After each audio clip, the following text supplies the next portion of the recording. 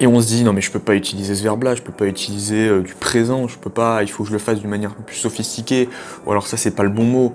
Tu vois, du coup, tu dis rien. Du coup, tu bloques. C'est toujours comme ça, hein. Je te dis juste de prendre une décision. You have to leave the room right now.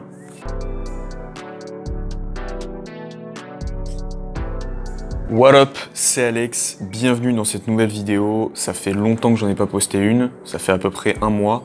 Et donc pour cela, je voulais revenir avec toi sur un sujet qui me tient à cœur, un sujet super important et qui aidera beaucoup de personnes, je pense.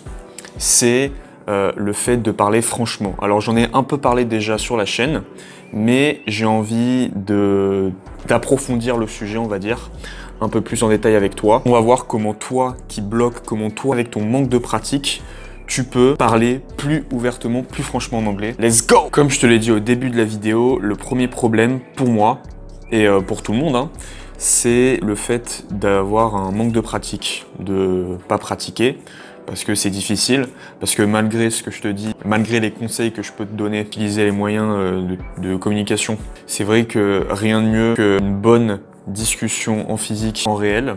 Je le comprends tout à fait.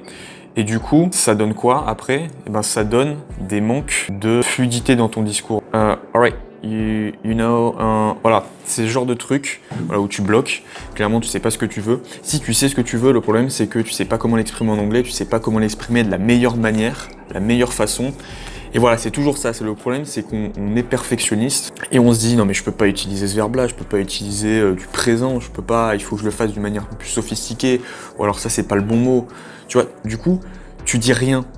Du coup, tu bloques. C'est toujours comme ça. Hein. Et évidemment, quand je te dis qu'il faut parler franchement, ça veut pas dire qu'il faut que tu emploies des insultes, genre don't fuck with me. Tu vois, c'est pas un film.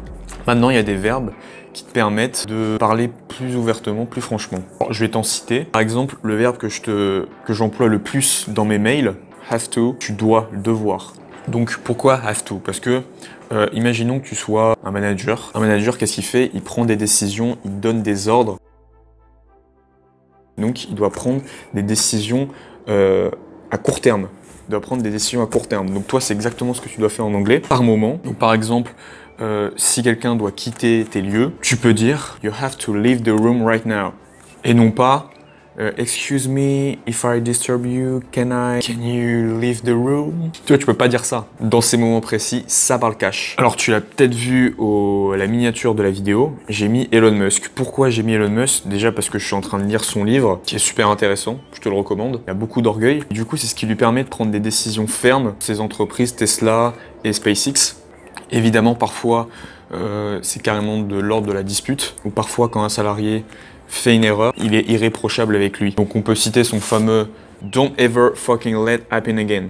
Alors sinon, on a un autre cas de figure. Hein. « What I'm going to do is figure out the best choice of high performance base car and electric powertrain and go in that direction ». Donc en gros, il va trouver les meilleurs choix pour son modèle de voiture électrique de Tesla et aller dans cette direction. Donc voilà, on parlait de direction, on parlait de décision, c'est exactement ça en fait. Tu dois trouver ta direction. Et pour trouver ta direction, il faut pas que ça soit flou. Il faut pas que tu hésites. Il faut y aller franchement. Je vais conclure sur ça.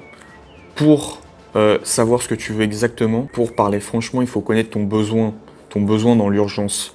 C'est un peu comme un diagnostic de management. Je vais utiliser mes cours de management. 1. Tu identifies le problème. Donc voilà, par exemple, imagine-toi, soit tu es dans le cadre d'une entreprise, ou soit, par exemple, tu es dans la rue, tu as oublié quelque chose, tu identifies le problème. Ah merde, j'ai oublié ça. Ensuite, tu trouves des solutions, comment y remédier. Ensuite, tu choisis la meilleure solution qui te paraît.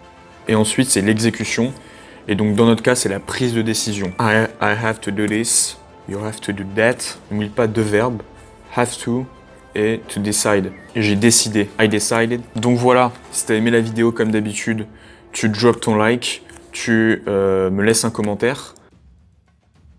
Tu t'abonnes aussi également et tu actives la cloche des notifications pour recevoir les prochaines vidéos à l'instant T sur ton fil d'actualité. Et aussi, liste-toi en amont maintenant des phrases que tu pourrais dire, des phrases qui te paraissent explicites en anglais avec have to, decided. T'en as d'autres hein, aussi. Hein. Je te laisse faire tes recherches. D'ailleurs, si t'es pas inscrit au email privé, je te conseille fortement de t'y inscrire parce qu'on parle de la prononciation comme les types de phrases que tu peux employer. Et sur ce, on se dit à bientôt pour une prochaine vidéo.